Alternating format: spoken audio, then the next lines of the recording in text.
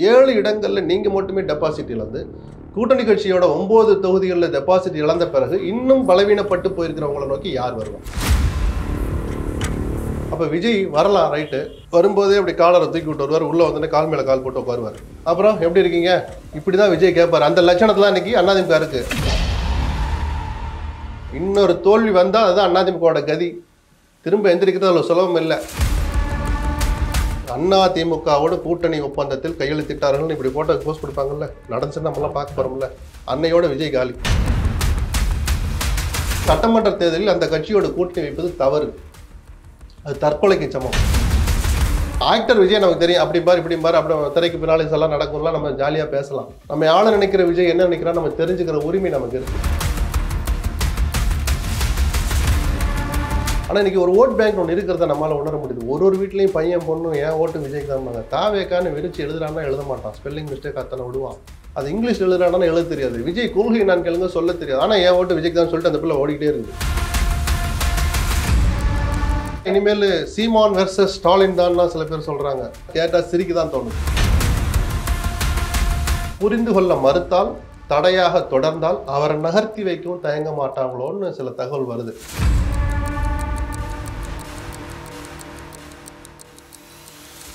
வணக்கம் லட்சுமணன். வணக்கம். இப்போ வேலூர் அந்த பொதுக்கூட்டத்தில் பேசின எடப்பாடி பழனிசாமி அதிமுக தலைமை வலிமையான கூட்டணி அமையும், நாம யாரையும் கூட்டணிக்காக நாடு போக வேண்டாம், அவங்களே வருவாங்க அப்படி இல்லை. இந்த வார்த்தையை தான் தொண்டர்கள் ரசிப்பாங்க. ஒரு தலைமை பொறுப்பில் இருக்கிற ஒரு தலைவர் இப்படிதான் பேசணும். அதிமுக பலவீனப்பட்டு போயிருக்கலாம், அதிமுகவை நோக்கி தான் மற்ற கட்சிகளை வர வைக்கணும், அதுதான் யதார்த்தம். ஆனா நீங்க தோத்துக்கிட்டே இருந்தா இப்படி வராது. 2 தடவை தோத்துட்டோம், வாக்கு சதவீதம் குறைஞ்சிருக்கு, நம்மை நோக்கி கட்சிகளை வர வைக்கணும்னா அண்ணே நீங்க மெகா கூட்டணி அமைப்பேன்னு சொல்லிட்டு இருக்கிறீங்க, நம்மளை நோக்கி அவங்களை வர வைக்கணும், நம்ம முதல்ல பலமா இருக்கணும் தானே 6 பேர் போய் சொன்னாங்க. அதையெல்லாம் காது கொடுத்து கேட்காம இப்படி சொல்றத ஒரு தலைவன் செய்யற நல்ல வேலைன்னு சொல்லிட்டேன், இப்படிதான் பேசணும். ஆனால் அது உளப்பூர்வமாகவும் வரணும், பிராக்டிக்கலாகவும் நீங்க செஞ்சு காட்டணும். மேடையில பேசிட்டு ஒற்றுமை பத்தி பேசினா அதை பத்தி பேசாதீங்கன்னு சொன்னா எங்க வாக்கு சதவீதம் வளரும்? அப்போ வாக்கு சதவீதத்தை இழந்த கட்சியோட எப்படி தேடி வந்து கூட்டணி வைப்பாங்க? நாடாளுமன்ற தேர்தலில் பிஜேபி விட்டு விலகி வந்த உடனே நீங்க பாமகவுக்கு எவ்வளவு விளைவிச்சிய? ஊர்ல என்னவெல்லாம் விளைவிக்குதோ எல்லா வேலையும் வாங்கி வீசி பார்த்தாங்க, பாமக சிக்கவே இல்லை. ராஜ்யசபா சீட்டு தரேன்னு சொன்ன பிறகு தேமுதிக வந்தாங்க. உங்களால அமைக்க முடிஞ்சா? நக்கலா சொல்லல, நம்பி வரல, எதை நம்பி உங்ககிட்ட வருவாங்க? அந்த தேர்தலையும் 7 இடங்கள்ல நீங்க மட்டுமே டெபாசிட் இழந்து கூட்டணி கட்சியோட 9 தொகுதிகளில் டெபாசிட் இழந்த பிறகு இன்னும் பலவீனப்பட்டு போயிருக்கிறவங்களை நோக்கி யார் வருவா? அப்பவே வராத பாமக இப்ப வருமா? அப்ப விஜய் வரலாம், ரைட்டு. வரும்போதே அப்படி காலரை தூக்கி விட்டு வருவார், உள்ள வந்து கால் மேல கால் போட்டு உட்காருவார். நான் பிசிக்கலா சொல்லல, பொலிட்டிக்கல் பாடி லாங்குவேஜ் நான் சொல்றேன். அப்புறம் எப்படி இருக்கீங்க, ஒரு 117 பேதோ ஒரு விழா வருது, அது வதந்தி தான் கூட வச்சுப்போம், ஆளுக்கு பாதி எடுத்துக்கோமா, இப்படிதான் விஜய் கேட்பாரு. அந்த லட்சணத்துல இன்னைக்கு அதிமுக இருக்கு. ஆனால் அது உண்மை இல்லைன்னு நான் சொல்லுவேன். பலவீனப்பட்டு போயிருக்கு. நீங்க ஸ்ட்ரென்தன் பண்ணலைன்னா விஜய் நாங்க கொடுக்குற சீட்டை வாங்கிங்கன்னு சொல்ற அளவுக்கு நீங்க பலவீனப்பட்டு போயிருவீங்க. இன்னொரு தோல்வி வந்தா அதுதான் அதிமுகவோட கதி. திரும்ப எந்திரிக்கிறது அவ்வளவு சுலபம் இல்லை. அது நடக்க வேண்டாம் தான் எல்லாரும் ஒற்றுமை பத்தி பேசுறாங்க. ஸோ வேலூர் பொதுக்கூட்டத்தில் எடப்பாடி பேசிய பேச்சு வரவேற்க தகுந்தது, ஒரு தலைவன் சொல்ல வேண்டியது. ஆனால் அது வாயிலிருந்து மட்டும்தான் வருது, பிராக்டிக்கலா அவர் அதை பத்தி கவலையே படலை. இது ஒரு தலைவன் செய்யக்கூடாத வேலை. இப்ப செங்கோட்டையன் போனாலும் பேசினதுக்கு அப்புறம் ஒரு சலசலப்பே இல்லாம ஒரு 2 நாள் சலசலப்பை ஏற்படுத்தணுங்கிறது அவர் நோக்கம் இல்லையே. டெய்லி ஏதாவது நடக்கணும், பிட்டு போடணும் அப்படின்ற பரபரப்பு அரசியல்வாதி அல்ல செங்கோட்டையன்.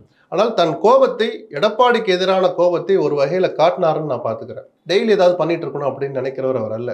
அதை பேசுனது கூட அவருடைய இயல்பு இல்லை. அப்ப ஏதோ ஒண்ணு நடக்க போறதுக்கான தொடக்க புள்ளியோன்னு நான் சந்தேகப்பட்டு இருக்கிறேன். இரட்டைகளை கேஸை கொண்டு போய் உயிரோட்டமா தேர்தல் ஆணையத்தில் வச்சுக்கிட்டாங்க தங்கள் கஸ்டடியில. அடுத்த வாரத்தை அந்த விசாரணை தொடங்க போகுது.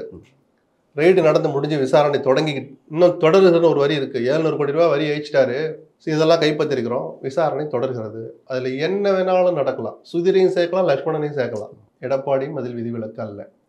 அரசியல் சாகசங்களை செய்ய நினைக்கிற பிஜேபி அதுக்கு 1 மணி நேரம் போதும். அப்படி ஏதேதோ இந்த புள்ளிகளை இணைச்சு பார்த்தா அதிமுக அரசியலில் வரப்போற நாட்கள்ல வாரங்கள்ல ஏதோ நடந்தால் நான் ஆச்சரியப்பட மாட்டேன்னு சொல்றேன். இவருடைய பின்னணியில் ஏதாவது சசிகலாவோ இல்ல பாஜக யாராவது? இதுல சசிகலாவுக்கு வேலையே இல்லை. செங்கோட்டை பிஜேபி இருக்க வாய்ப்பு இருக்குன்னு நான் சொல்லுவேன். செங்கோட்டையனுக்கு ஒரு தைரியம் சொல்லிருக்கலாம், தைரியமா சொல்லுங்க. ஏன்னா நம்ம சொல்லி பார்த்தோம். ஏன்னா ஜெயலலிதா மறைவுக்கு பிறகு அந்த இயக்கத்தை பிளவுபடுத்தி பார்த்து ரசித்த பிஜேபி, அதன் மூலமாக அந்த தொண்டர்களை தன் பக்கம் ஈர்க்கலாமான்னு ஒரு முயற்சி பண்ணி பார்த்து தோத்த பிஜேபி, சுயமா வளரலாமான்னு பார்த்து வேல் யாத்திரை நடத்தி அதுலயும் வெற்றி பெற முடியாத பிஜேபி இப்போ ஒரு முடிவுக்கு வந்திருக்கிறதா தான் எனக்கு கிடைக்கிற தகவல் சொல்லுது. திமுக வீழ்த்தணும்னா பலமான அதிமுக அவசியம். அதன் தோளிலையோ பின்னாடியோ சைட்லையோ நின்றுக்கிட்டு நம்மளும் சேர்ந்துக்கலாங்கிற சுயநலம் கலந்த பார்வையில் அதிமுக ஒற்றுமைப்படுத்தணும்னு அவங்க ஏதோ ஒரு முயற்சி எடுக்கிறாங்க. அதுக்கு தடையாக இருந்தால் எடப்பாடிக்கு புரிய வைப்பாங்க. புரிந்து கொள்ள மறுத்தால், தடையாக தொடர்ந்தால் அவரை நகர்த்தி வைக்கவும் தயங்க மாட்டாங்களோன்னு சில தகவல் வருது. ஆனா எடப்பாடி பொறுத்த வரைக்கும் அண்ணாமலை இருந்தா பேச்சுவார்த்தைக்கு வர மாட்டேன்னு இல்ல, அதெல்லாம் பழைய கதை சார். இப்ப அண்ணாமலைக்கு அதுக்கு சம்பந்தமே இல்லை சார். அவர் மனசுல முதல்ல அதிமுக பலப்படுத்துங்கன்னு பேசுற போது அண்ணாமலைக்கு என்ன வேலை? முதல்ல உங்க கட்சியை பலப்படுத்துறத பத்தி நீங்க பேசவே ஆரம்பிக்க மாட்டீங்க. அண்ணாமலை இருந்தா உங்களுக்கு என்ன, தமிழிசை இருந்தா உங்களுக்கு என்ன? கூட்டணியை பத்தி அதிமுக பேசவே இல்லை. அதிமுகவில் யாருமே வர்ற சட்டமன்ற தேர்தலில் பிஜேபியோட அணி சேரணும் யாருமே சொல்லல. பிஜேபிக்கு அந்த ஆசை இருக்குன்னு தான் நான் சொல்றேன். நானே சொல்றேன், சட்டமன்ற தேர்தலில் அந்த கட்சியோட கூட்டணி வைப்பது தவறு, அது தற்கொலைக்கு சமம். ஆனால் நாடாளுமன்ற தேர்தலில் பிஜேபியோட கூட்டணி வைக்கிறது, திமுக காங்கிரஸ் கூட்டணி உடையாத வரை அதிமுக பிஜேபி கூட்டணி என்பது வரம் ரெண்டு பேருக்குமே. குறைஞ்சபட்ச பூஜ்ஜியம் வந்திருக்காது சார். 10, 15, 20 விடுங்க. யாராவது ஒருத்தர் 1-2 ஜெயிச்சிருப்பாங்களா மாட்டாங்களா? அந்த அற்புதமான வாய்ப்பை 2 பேரும் தவறு விட்டாங்க. அந்த தவறுகள் வந்து பாடம் கற்றுக்கணுங்கிறதுக்கான முதல் ஸ்டெப் தான். முதல்ல அதிமுக பலப்படுத்துவாங்கன்னு பிஜேபி ஒரு புள்ளிக்கு வந்திருக்கிறதா நான் பார்க்குறேன். எப்படி அடுத்த கட்சி விஷயத்தில் தலையிடலாமா அப்படிலாம் சில பேர் ரொம்ப இதாக கேட்குறாங்க. 6 வருஷமா குடுமையை பிடிச்சி ஆட்டிக்கிட்டு இருந்தாங்களே, அப்பெல்லாம் நீங்கள் எங்கே போனீங்க? அதிமுக குடுமையை கையில் வச்சுக்கிட்டு அப்போ கேட்கணும்ல நீங்கள் இதை. இப்போ வந்துட்டீங்க ஓடோடி. அப்போ ஒரு கெட்டதுக்கு செஞ்சாங்க, இன்னைக்கு ஒரு நல்லதுக்கு செய்யறாங்க, தப்பு இல்லைன்னு நான். இப்போ ரீசெண்ட் நடந்த சர்வேல MOTN சர்வேல வந்துட்டு 52% வாக்கு உயர்ந்திருக்குன்னு போட்டிருக்கு. திமுக 5% கூடி இருக்கு அப்படின்னு போட்டிருக்கு. அதுல பார்த்தா 8% வாங்கின நாம் தமிழரை பத்தி அதுல பெருசா இல்லையே. கூட்டி பார்த்தாலும் 8 கூட்டினா 100 தாண்டி போகுது. பொதுவாக எனக்கு சர்வேக்கெல்லாம் நம்பிக்கை இல்லை. பட் சி ஓட்டர்ஸ் நிறுவனம் மேலே எனக்கு ஒரு மரியாதை உண்டு. அவங்க கடந்த காலங்களில் எடுத்து எல்லாமே ஒரு குறைஞ்சது 70-80% நல்ல கரெக்டாக வந்துக்கிட்டே இருக்கும். எந்த ஸ்டேட் எலெக்ஷனாக இருந்தாலும் சரி, அது பார்லிமெண்ட் எலெக்ஷனாக இருந்தாலும் சரி, மக்களுடைய உணர்வுகளை பிரதிபலிக்கிறோம். இதெல்லாம் பெருசாக எடுத்துக்க வேண்டியதில்லை. என்னென்ன கொஸ்டினரி கேட்டிங்கன்னு முதல்ல கொடுங்க. திமுக விஜய் கட்சி வரை இல்லை இல்லை, நீங்கள் இந்த கூட்டணி தொடரும்னு நினைச்சு இவங்க எடுக்கிறாங்க. தொடரும்னு யாராலே சொல்ல முடியுமா?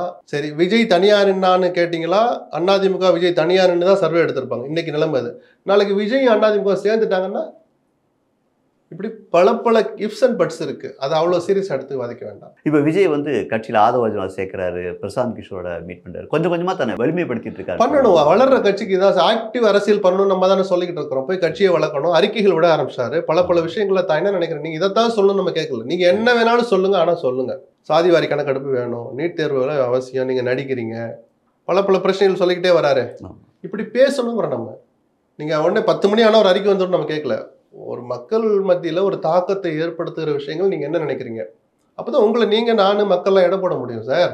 அவர் என்ன நினைக்கிறார்? ஆக்டர் விஜய் நமக்கு தெரியும், அப்படி பாரு இப்படி பாரு, அப்படி திரைக்கு பின்னாலே எல்லாம் நடக்கும்லாம் நம்ம ஜாலியா பேசலாம். நம்ம ஆள நினைக்கிற விஜய் என்ன நினைக்கிறார் நம்ம தெரிஞ்சுக்கிற உரிமை நமக்கு இருக்கு. இப்போ அதை தொடங்கி இருக்கிறார். பிரசாந்த் கிஷோர் வரலாமா? 100 கோடி 150 கோடி ஆகும், அது அவருக்கு அவளை வேணா ஐடி ரைடு நடத்தி 150 கோடி எப்படி வச்சுன்னு கேளுங்க. பட் அது மட்டுமே பத்தாது. கட்சி பிரசாந்த் கிஷோர் என்ன மெயில் அனுப்பி இதெல்லாம் செய்யுங்கன்னு சொல்றாரு, அதை செய்யறதுக்கு முதல்ல கட்சி வேணும்.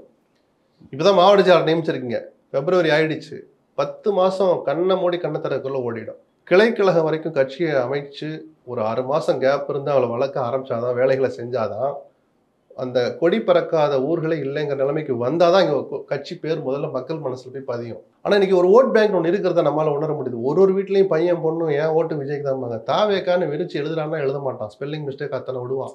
அது இங்கிலீஷ் எழுதுறானா எழுத தெரியாது. விஜய் கொள்கை நான் கேளுங்க சொல்ல தெரியாது. ஆனா என் ஓட்டு விஜய்க்கு தான் சொல்லிட்டு அந்த பிள்ளை ஓடிக்கிட்டே இருக்குது.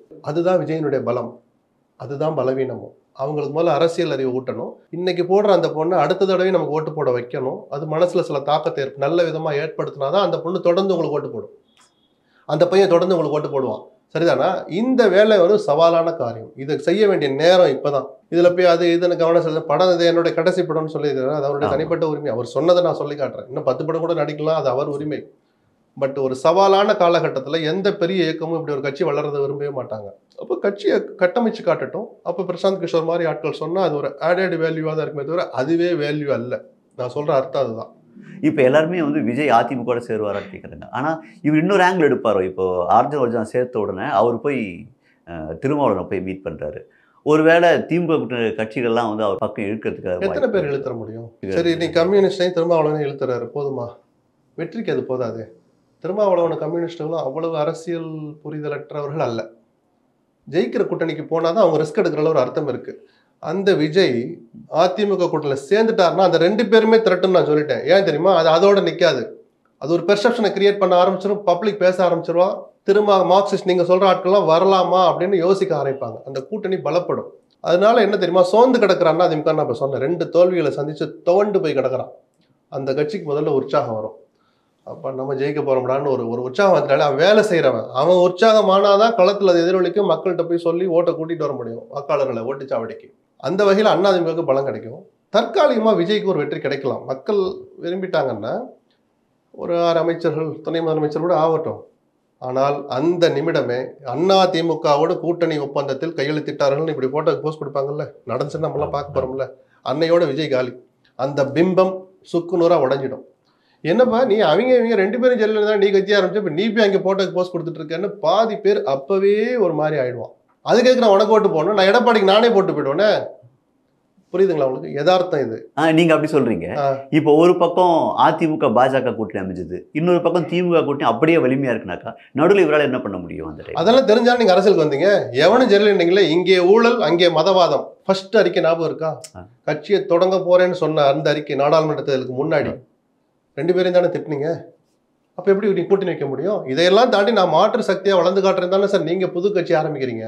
இல்லாட்டி மோடியின் தலைமையேற்று இந்த நாட்டினுடைய வலிமையான ஒரே தலைவர் மோடி தான் நிரம்ப டெல்லியில் போஸ்ட் கொடுத்துருப்பாரு. ஸ்டாலினை பார்த்து திமுக சேர்ந்திருக்கலாமே, இல்லாட்டி உங்க அண்ணன் சீமான்ட்ட போய் சேர்ந்திருக்கலாமே, என் தம்பின்னு அவர் வாரி அணைச்சிருப்பாரு, சேரலையே. இவங்க யாரும் சரியில்லைன்னு நீங்க தனி கட்சி ஆரம்பிச்சிங்க. அப்போ அதில் ஒரு கட்சியோட போய் சேர்ந்தா அவங்களை எப்படி மக்கள் பார்ப்பாங்க? ஆனால் பொலிட்டிக்கல் சர்வைவல்னு ஒன்று இருக்கு.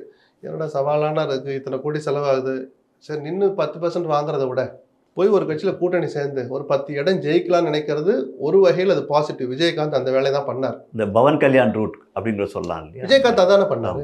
நம்ம ஊர்லேயே உதாரணம் இருக்கு. விஜயகாந்துக்கு கலைஞருக்கு கிடைக்காத அங்கீகாரம் அதில் கிடைச்சிச்சு. அவருடைய வீழ்ச்சியும் அங்கே தான் தொடங்குச்சு. நான் சொன்னா அதுல நல்லதும் 2 பக்கமும் கூறான கத்தி மாறி விஜய் அதிமுகவோட சேர்வது. ஆனால் பவன் கல்யாண் வேற இல்லையா? பவன் கல்யாண் இப்போ துணை முதல்வர் ஆயிட்டாரு. அடுத்த கட்டம் அவர் அங்கே நான் முதலமைச்சராவேன், அதிகாரத்தில் நான் பங்கு கொடுப்பேன், பவன் கல்யாண் முன்னாடி ஒன்றும் கோஷம் போடலையே. அவர் ஒரு கட்சி ஆரம்பிச்சார், ஒரு பாட்டு நடந்துகிட்டு இருந்தார். யதார்த்தத்தை புரிஞ்சுக்கிட்டு நாயுடு கூட கூட்டணி வச்சார்.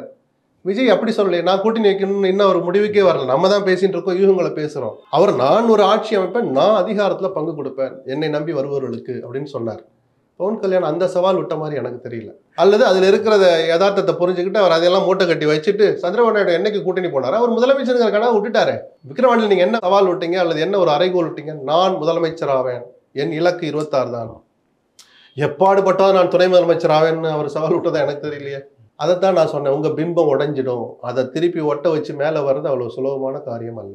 தமிழ்நாட்டில் பாஜக 5% மேலே வராது, வர வாய்ப்பு கம்மி அப்படின்னீங்க. ஆனால் தமிழ்நாட்டில் சமீப காலமாக அந்த மதவாதம் கொஞ்சம் அதிகரிச்சுட்டு வருது. ஏன்னா திருப்பரங்குன்றம் அந்த விஷயத்தையே வந்துட்டு சில மணி நேரங்கள்லேயே பல பேர் கூட்டிட்டாங்க, பல்லாயிரக்கணக்கான மக்கள் கூட்டியிருக்காங்க. ஒவ்வொரு இடத்துலையும் அந்த மாதிரி ஒரு இது உருவாகும். எந்த ஒரு இடம் சொல்லுங்களேன். வேல் யாத்திரைக்கும் அவர் முருகன் போன ஊர்ல எல்லாம் கூட்டம் வந்துச்சு. அண்ணாமலை ஒரு யாத்திரை நடத்தினா தெரியுமா? நாடாளுமன்றத்தில் நான் ஜனவரி பாருங்க சென்னையில போய் நான் அந்த யாத்திரையை முடிக்கிற போது தமிழ்நாடு அரசியலே மாறி இருக்குன்னு சொன்னார். நான் நக்கல் பண்ணல, அவருடைய தன்னம்பிக்கையை நான் சொல்றேன். ஏதாவது பூகம்பம் நடந்துச்சா? ஒன்றும் நடக்கல. வேல் யாத்திரைக்கும் கூட்டங்கள் கூடிச்சு, ஆனா மக்கள் தெளிவா இருந்தாங்க. வேலை கொண்டாந்து நீங்க வச்சீங்கன்னா நான் செருப்பை கழட்டி போட்டு கும்பிடுவேன், நான் உட்பட கும்பிடுவேன். எனக்கு நம்பிக்கை இருக்கு, நான் இந்து தான், வேலை கும்பிடுவேன். ஓட்டு எதுக்காக போடணும், யாருக்கு போடணும் யோசிக்கிற அறிவு எனக்கு இருக்கு, தமிழ்நாட்டு மக்களுக்கு இருக்கு. ஆனா திருப்பரங்குன்றம் ஒரு மத நினைக்குது. சரி, இப்ப பாப்போமே, வர சட்டமன்ற தேர்தலில் பிஜேபி எங்க தனியா நிக்கட்டுமே, அந்த அந்த எழுச்சியை அவங்க ஓட்டா மாத்தி காட்டுறாங்களான்னு பார்ப்போம். நான் திரும்ப சொல்றேன், இந்த ஜென்மத்தில் இது நடக்காது. 6 படை வீட்டில் ஒரு வீட்லையும் பிஜேபி அல்லது பிஜேபினால ஜெயிக்கல சார். அதே திருப்பரங்குன்றத்தில் ராஜன் செல்லப்பா தான் சார் ஜெயிச்சாரு. பிஜேபி கூட்டணி தான். ராஜன் செல்லப்பா யார் தெரியுமா? அந்த பகுதி உள்ளடக்கிய பகுதியில் மதுரை மாநகர மேயர் 5 வருஷம் இருந்தவர். பெரும் பணபலம், இரட்டை இலை, அதிமுகங்கிற செல்வம் எவ்வளவு இருந்துச்சு. பிஜேபிக்கும் இருந்தது, நான் மறுக்கல. உங்களால தான் ஜெயிச்சாருங்கிற நிலைமை அங்கே இல்லை. மற்ற 6 படை வீட்டில் 5 வீட்லையும் நீங்க ஜெயிக்கவே இல்லை. உங்க அணியும் ஜெயிக்கல, நீங்களும் ஜெயிக்கல. அப்ப வேல் யாத்திரை கை கொடுத்துச்சா? நீங்க சொல்ற மத உணர்வுகள் கை கொடுத்துச்சா? கொடுக்கல, கொடுக்க மாட்டாங்க. அந்த தெளிவு தமிழ்நாட்டு மக்கள் கிட்ட ரொம்ப தெளிவா இருக்கு. சீமானுடைய வாக்குவங்கி உயர்ந்துக்கு நினைக்கிறீங்களா? ஆமா, இந்த தேர்தலில் உயர்ந்திருக்கு. அப்ப இதுதான் 15% தான். இனிமேல் சீமான் வெர்சஸ் ஸ்டாலின் தான் சில பேர் சொல்றாங்க. இதை பார்த்தா கேட்டா சிரிக்க தான் தோணுது. நிச்சயமா சீமான் வெர்சஸ் ஸ்டாலினா தான் அரசியல் மாறும். எப்ப தெரியுமா? அதிமுக பிஜேபி வரப்போற எந்த தேர்தலையும் நாங்க போட்டிட மாட்டோம்னு சொன்னா மிக நிச்சயமா ஸ்டாலின் வெர்சஸ் சீமான் தான்.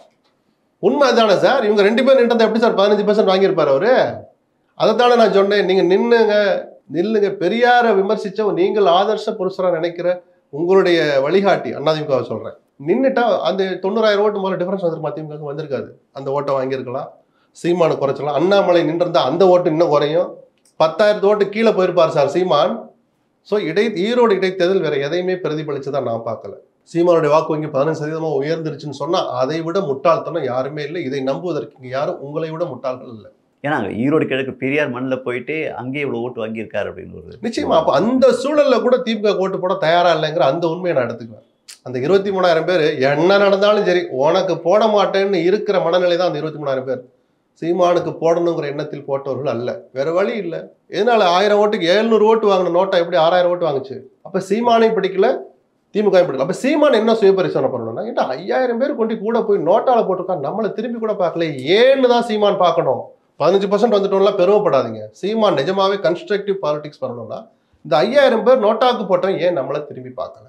30,000 பேர் கூடுதலா திமுக போட்டிருக்கானே, ஏன் நம்மளை திரும்பி பார்க்கல? இந்த சுய பரிசோதனை தான் சீமான் பண்ணணும். அப்ப நம்ம என்ன தப்பு பண்ணோம்? கொள்ளையடிச்சாரு, கொலை பண்ணாரு நம்ம சொல்லலை. என்ன நம்ம பாடி லாங்குவேஜ் எதை மாற்றணும், ஓரல் லாங்குவேஜ் எதை மாற்றணும், எதை சொல்லணும், சொல்லக்கூடாது, அந்த புரிதலுக்கு முதல்ல சீமான் வரணும். என்ன வேணாலும் பண்ணு, நான் பண்றதை பண்ணுவேன்னு சொல்ற நபர் தான், அந்த துணிச்சல் உள்ளவர் தான். அப்போ அவர் அந்த 8% மெயின்டைன் பண்ணிட்டே தான் இருப்பார். டபுள் டிஜிட்டை தாண்டுவாரான்னு எனக்கு சந்தேகம் தான். இப்போ இந்தியா கூட்டணி அவ்வளவுதானே, அதாவது நாடாளுமன்றத்தில் அவ்வளோ பில்டப். சட்டமன்ற தேர்தல் வர்றபோது அது இந்தியா கூட்டணி சொல்றதே தப்பு. இல்லை, இப்போ டெல்லியில தோத்தாங்க, டெல்லியில வந்து இல்ல அது கலகலத்து போச்சே. அது நாடாளுமன்ற தேர்தல் வர்றப்ப பாத்துக்கலாம். அதனாலதான் காங்கிரஸ் இன்னும் தலைமையில தொடர போதே நான் தலைமையேற்று நடத்த தயார்னு மம்தா பானர்ஜி சொல்றாங்கன்னா அது கலகலத்து போச்சுன்னு தெரியலையா? இப்ப அதை பத்தி பேசி போறதுல அதுக்கான நேரமும் இது வரல. இப்ப நடக்க போற சட்டம் திமுக தலைமையிலான கூட்டணி தான் இதுக்கு பேரு, இந்தியா கூட்டணி அல்ல. சொல்லிக்கலாம் வெளியில, திமுக தான் இங்க தலைமை, காங்கிரஸ் தலைமை இல்லை. இவங்க பார்த்து காங்கிரஸ்க்கு எவ்வளவுன்னு கொடுக்கணும். அதனால இந்தியா கூட்டணியை பத்தி சட்டமன்ற தேர்தல் விவாதிக்கிறதுக்கு ஒண்ணும் இல்லைன்னு சொன்னாங்க. மிக்க நன்றி. நன்றி.